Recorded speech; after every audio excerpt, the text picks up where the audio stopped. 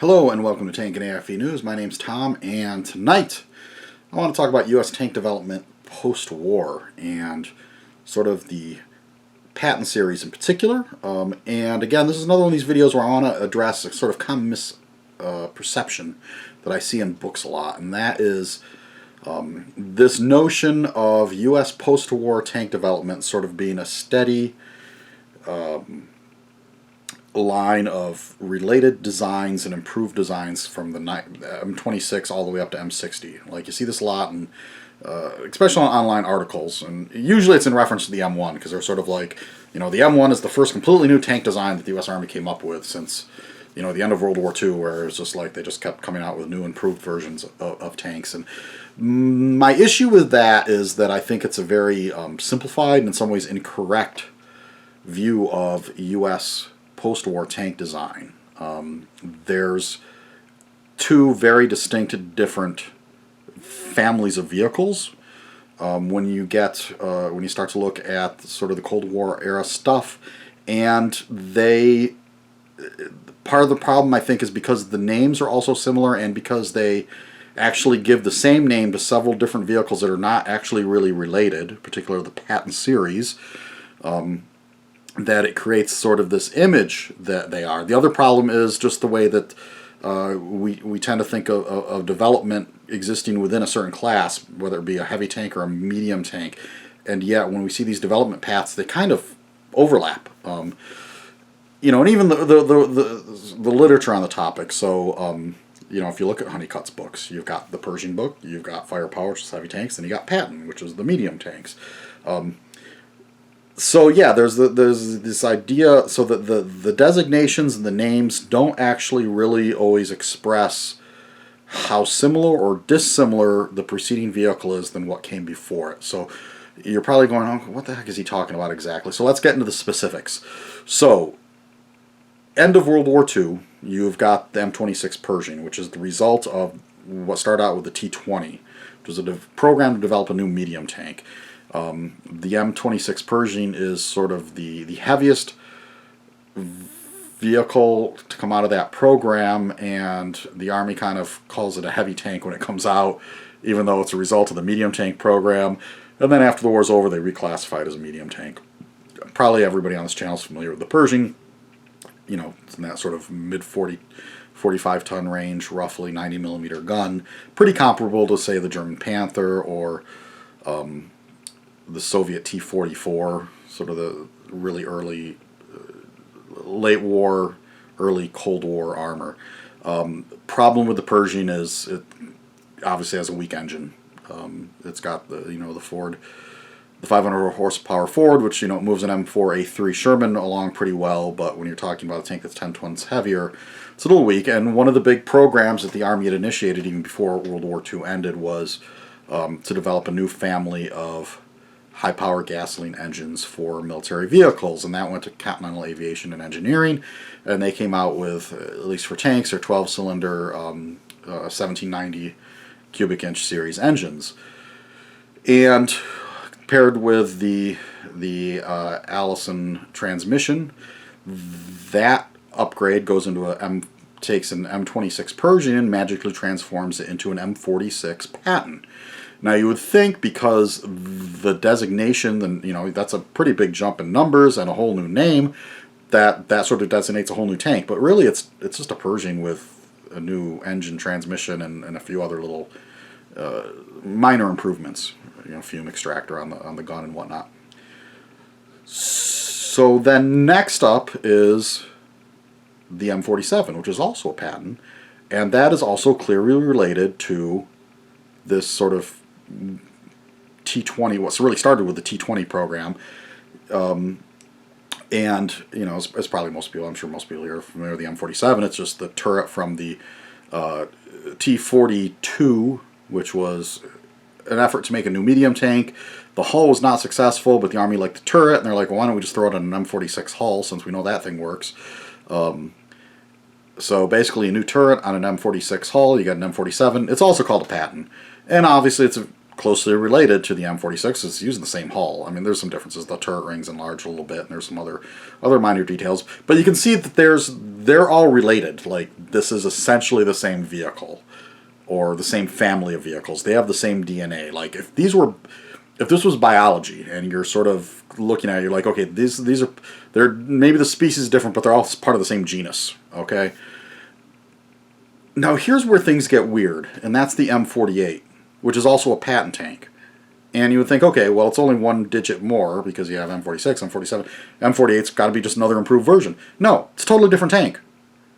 And like, it just amazes me how much in the literature that's not really addressed. I mean, if you ever have a chance to be around them, especially in an area where you got an M48 near an M47 or an M46, it's a noticeably larger vehicle. It's wider, it's taller, it's longer, the tracks are wider, the turret ring's significantly bigger. M48's a big vehicle.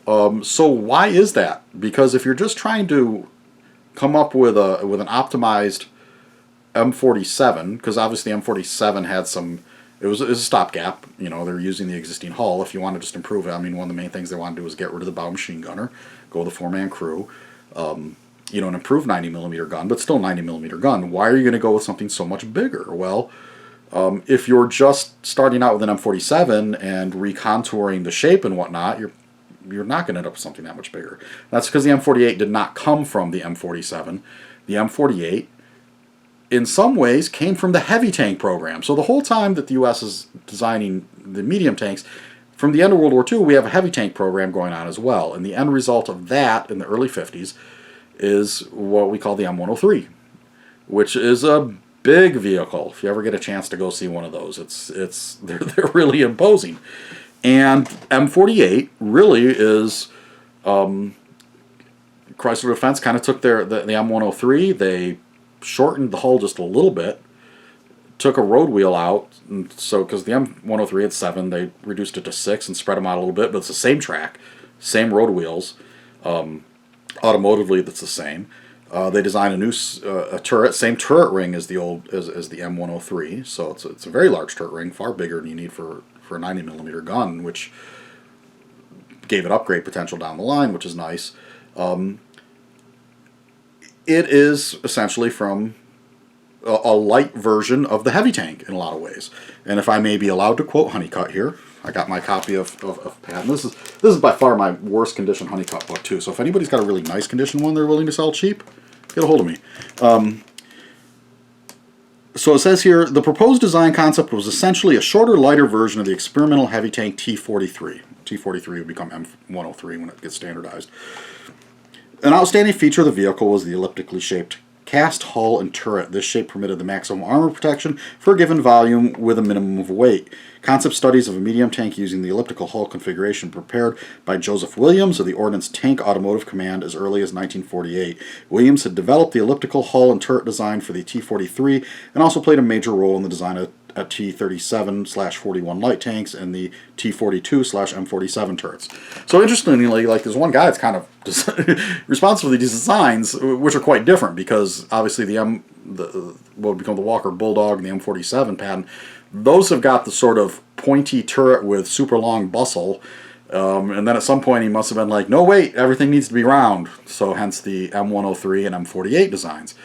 But it's very clear there, and like I said, if you just look at models of the M103 and the M48, the hull is almost identical. It's just a matter of road wheels, and M103 is a little longer. It's very clear that the M48, oddly enough, sort of is an outgrowth of the heavy tank program.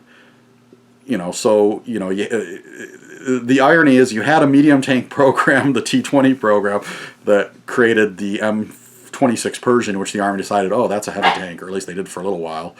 And then you get the heavy tank program, which its longest surviving legacy is a medium tank, because M103 was not produced in large numbers and not a particularly successful design in a lot of regards. So, and of course, M48 would become the basis for the later M60. So there's a very definite two different, like I say, all these vehicles, using the biological metaphor, and yes, there's a little dog barking at me, using that biological metaphor, you've got all these different species, but there's two different genuses. You've got that T20 genus, and then you've got the M103 or T43 genus that would become the basis of the M48 medium tank, which really retroactively it's an MBT. I mean, it wasn't called an MBT at the time, but when you look at books on main battle tanks, the M48 usually gets called that. Once you throw a 105 gun in it, and it's sort of pretty similar to an M60 at that point in capability, it essentially is used by most countries as a main battle tank. Obviously, the Army considered it a medium tank, but you look at this, certainly the size of a main battle tank, it's a big vehicle. So that is my rant about post-war U.S. tank development. There are two distinct different families of vehicles. And it gets confusing because that Patton name gets used for three of them, one of which is not like the others. The Army just, maybe they should have been smarter and realized, because they knew the M46 and the M47 were stopgaps. And Patton is your guy. Like, you want his tank, the tank named after him, to be really important. Like, why don't you wait until you got the tank you're going to stick with for quite a while? Maybe 46 and 47, they should just spend the Pershings 2 and 3, or who knows? But I don't have any great insights into how the Army decides what nicknames to pick. I'm sure they have their own weird marketing decisions for that. So anyway, that's what I wanted to say about the M48 and how it is very, very different than the other Patton tanks that preceded it. All right, thank you much. Catch you on the next one.